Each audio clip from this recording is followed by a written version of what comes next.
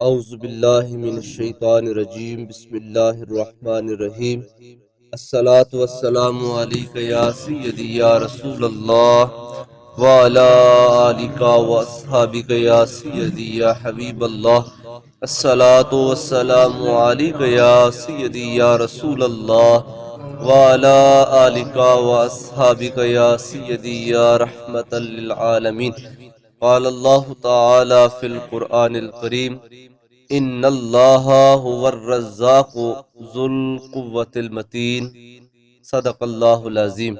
قابل احترام بزرگوں اور دوستوں، اس وقت معاشرتی طور پر ہم سارے لوگ ایک بہت بڑی پریشانی میں مبتلا ہیں۔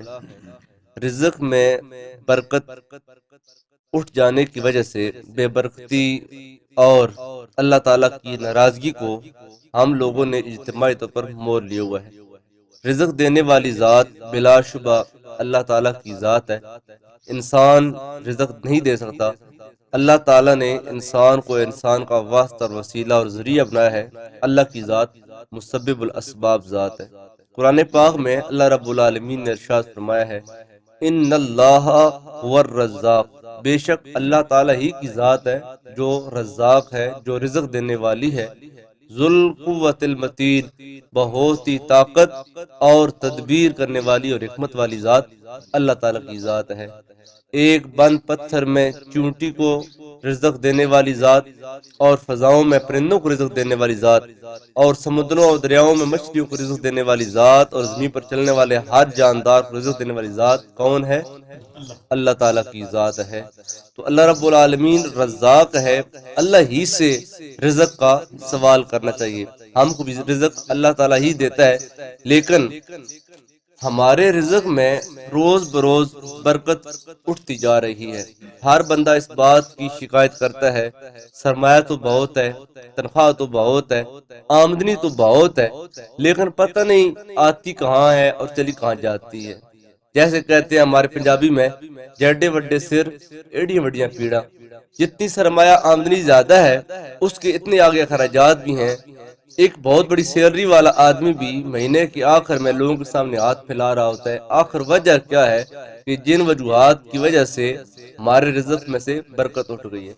تو سب سے پہلی جو چیز ہمارے رزق میں برکت کے اٹھ جانے کا سبب ہے، وہ ہمارے اندر سے تقوی، اللہ کا ڈر، خوف اور اللہ تعالیٰ کی بارگاہ میں حاضر ہونے کا احساس، یہ ختم ہو چکا ہے۔ ہم گناہ کرنے پر جری اور بہادر ہو چکے ہیں۔ ہم نے گناہ کو اپنی عادت خاصہ بنا لیا ہے، اور اللہ تعالیٰ کا ڈر ہمارے اندر سے اٹھ گیا ہے۔ فرمایا کہ تم آج متقی بن جاؤ، آج پرہیزگار بن جاؤ، تو میں تم کو وہاں سے رزق دوں گا جہاں سے تمہارا وام و گمان بھی نہیں ہوگا۔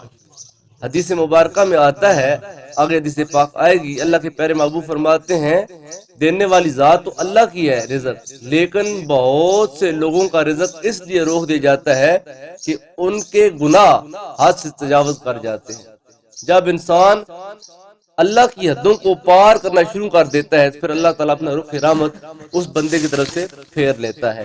تو پہلا سبب جو رزق میں برکت کے لیے ہے، وہ ہے تقوی، پرہیزگاری، اللہ تعالیٰ کا ڈر۔ قرآن پاک کی 29ویں پارے میں سورہ ہے، سورہ نون والقلم۔ سورہ نون والقلم میں اللہ تعالیٰ نے آیت نمبر 17 سے لے کر 33 تک ایک واقعہ بیان کیا ہے۔ اس طرف تفصیلا نہیں جاتا کیونکہ پھر وقت نہیں ہوگا اتنا زیادہ، میں صرف آپ کو ہنٹس دے رہا ہوں کہ سورہ نون والقلم میں آیت نمبر 17 سے لے کر آیت نمبر 33 تک واقعہ ہے۔ حضور سیدی ضیاء الامت پیر کرم شاہ صاحب رحمۃ اللہ تعالی علیہ، آپ نے ضیاء القرآن میں اس کا تھوڑا سا واقعہ خلاصہ بیان کیا ہے، آپ وہ سماعت فرما لیں۔ فرماتے ہیں مفسرین نے لکھا ہے کہ یمن میں صنعاء کے قریب ایک نیک آدمی رہتا تھا۔ اس نے اپنی زمین میں باغ لگا رکھا تھا، جیسے ہم نے فصلیں بوئی ہوتی ہیں۔ وہ اس باغ سے بڑی دریا دلی سے غریبوں مسکینوں کی خدمت کرتا تھا۔ وہ فوت ہو گیا اور اپنے پیچھے 3 بیٹے چھوڑ گیا۔ بدقسمتی سے ان کے ذہن مادیت گزیدہ تھے، یعنی دنیا دار تھے وہ لوگ، باپ کی طرح وہ فیاض، نیک بخت اور متقی پرہیزگار نہیں تھے۔ وہ آپس میں کہنے لگے کہ والد صاحب کے زمانے میں مال با افراد تھا اور اخراجات بڑے نام تھے. جیسے ہم کہتے ہیں کہ ہم چھوٹے چھوٹے تھے تو اس ٹائم تب میرا اتنا کوئی زیادہ خرچہ نہیں تھا, تو لہٰذا کام چلتا رہا. ابا جی زکوٰۃ بھی دیتے رہے, فطرانہ بھی دیتے رہے, عشر بھی نکالتے رہے, یہ کرتے رہے وہ کرتے رہے. اب ہم بڑے ہو گئے ہیں, ہماری اولادیں ہو گئی ہیں, اب اخراجات زیادہ ہیں, آمدنی کم ہے, لہٰذا اب ہم زکوٰۃ نہیں دیں گے چاہے ہم صاحب نصاب ہی کیوں نہ ہو. ہم عشر نہیں دیں گے, گندم بہت مشکل سے ہم نے کاٹی ہے, بہت مشکل سے ہم نے اس کو سنبھالا ہے, اس پہ بڑا خرچہ کیا ہے, ہم عشر نہیں نکال لیں گے. جیسے ہم مادیت گزیدہ ذہن کے لوگ ہیں, مادیت پرست لوگ ہیں, تو ایسے ہی اس کے وہ 3 بیٹے تھے.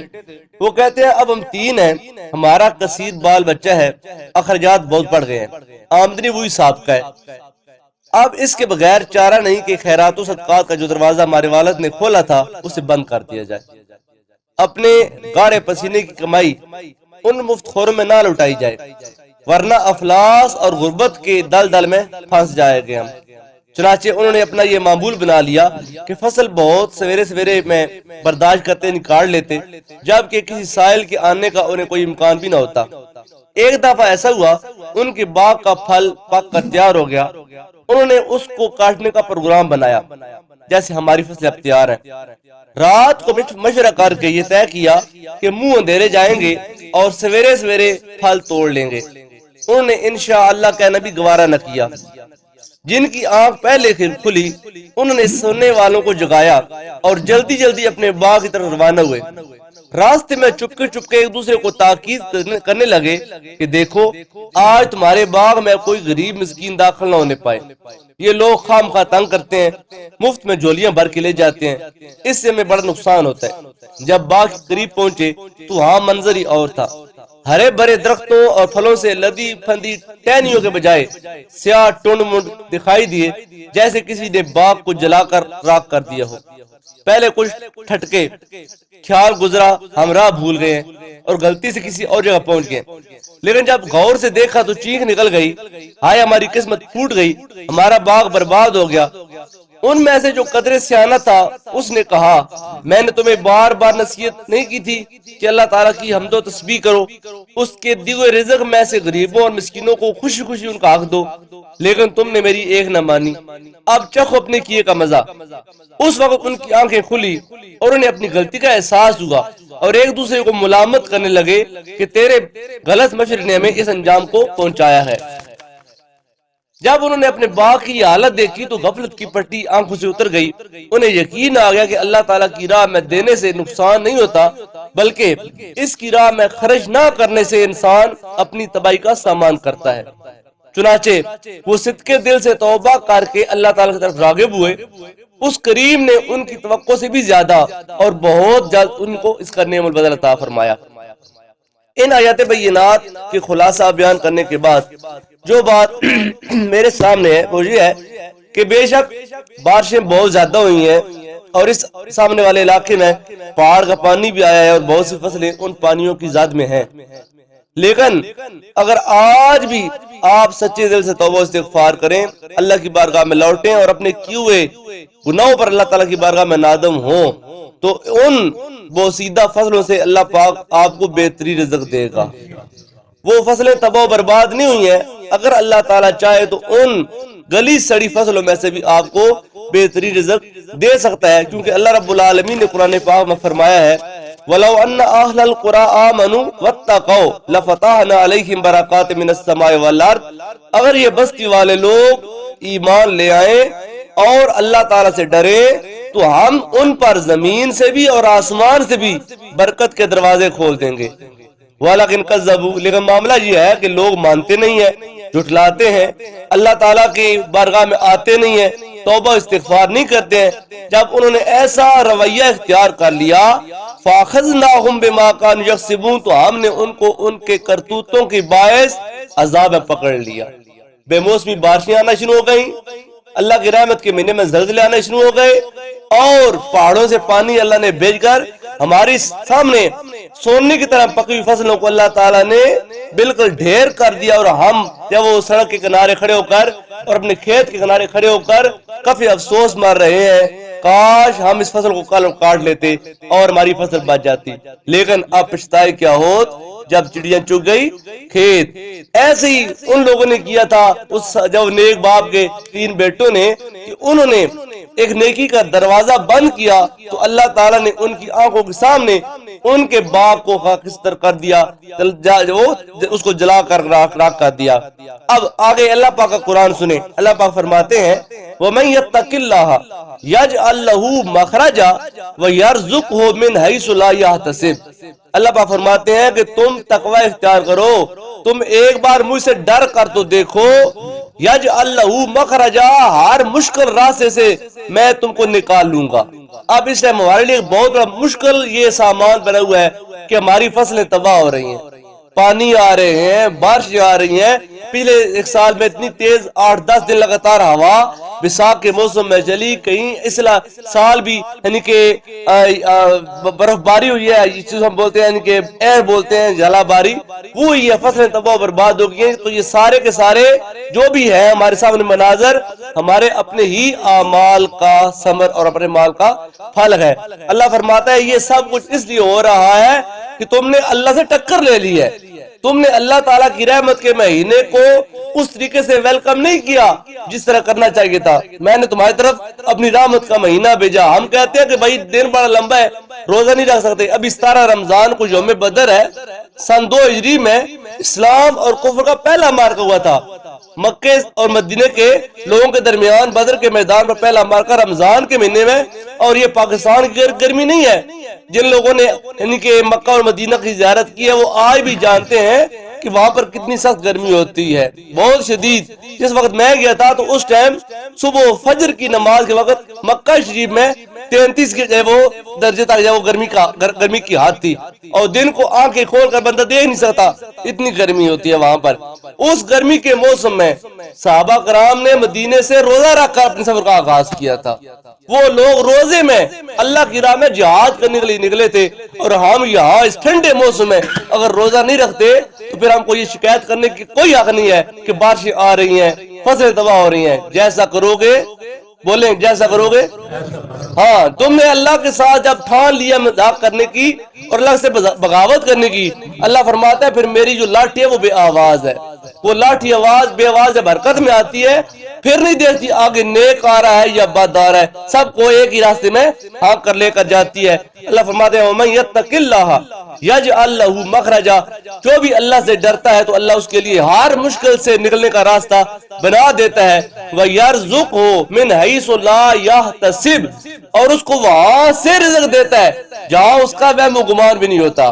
اب جن کی فصلیں پانی کی ذات میں ہے وہ تو یہی کہہ رہے ہیں ہمارا سال کا سرمایہ رڑ گیا، ہمارا سال کا سرمایہ ضائع ہو گیا، تباہ و برباد ہو گیا، فصلیں ہماری بالکل تباہ ہو گئی ہیں۔ اللہ فرماتا ہے پریشان نہ ہو، اللہ کی رحمت سے نا امید شیطان بھی نہیں ہے، تم کیوں جب نا امید ہو رہے ہو؟ تم اللہ کی رحمت سے امید رکھو، آج سچے دل سے توبہ کر کے اپنے گناہوں کی معافی مانگو اور آئندہ ہر گناہ سے بچنے کا عزم کرو، میں ان گلی ہوئی وہ فصلوں میں سے تم کو بہترین رزق عطا فرما دوں گا۔ وَيَرْزُقْهُ مِنْ حَيْثُ لَا يَحْتَسِبُ، جہاں تمہارا گمان ہی نہیں ہے میں تم کو وہاں سے رزق دوں گا۔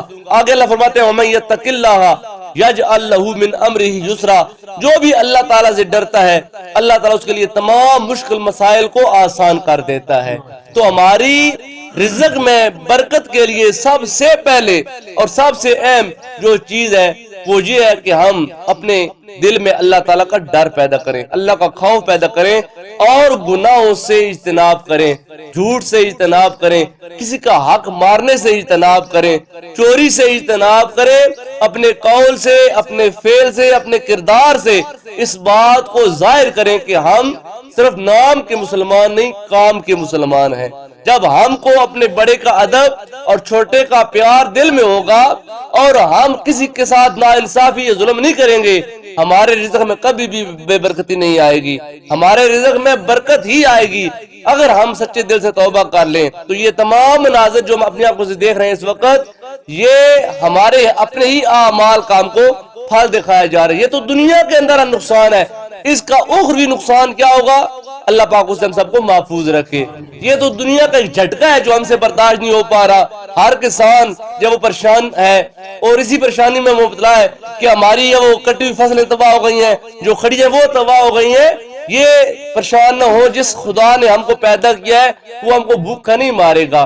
وہ خدا جو 18,000 مخلوقات کو صبح و شام جب وہ سنبھال کر رزق دیتا ہے وہ ہم کو بھی رزق دے گا۔ لیکن اللہ پاک قرآن پاک میں فرماتا ہے جب انسان بغاوت پر اتر آتا ہے، جب انسان گناہوں میں سرکش ہو جاتا ہے، اللہ کی طرف سے وہ اپنی کمر پھیر لیتا ہے، پھر ہم اس کی زندگی کو تنگ کر دیتے ہیں، اس کا گزران تنگ کر دیتے ہیں۔ کل وہ جو 4 روٹیاں کھاتا تھا آج وہ 1 روٹی کے لیے ترسے گا۔ اللہ رزق تو دے گا اس کو، روٹی نہیں کوئی اور چیز مل جائے گی، رزق تو دے گا، زندہ رہنے کے لیے مل جائے گا، لیکن فرمایا ہم اس کا گزران، اس کا گزر بسر، اس کی زندگی کو تنگ کر دیں گے، نعمتیں ہم اس کی کم کر دیں گے تاکہ اس کو پتہ چل جائے کہ جو اللہ سے ٹکر لے گا وہ کبھی بھی کامیاب نہیں ہوگا۔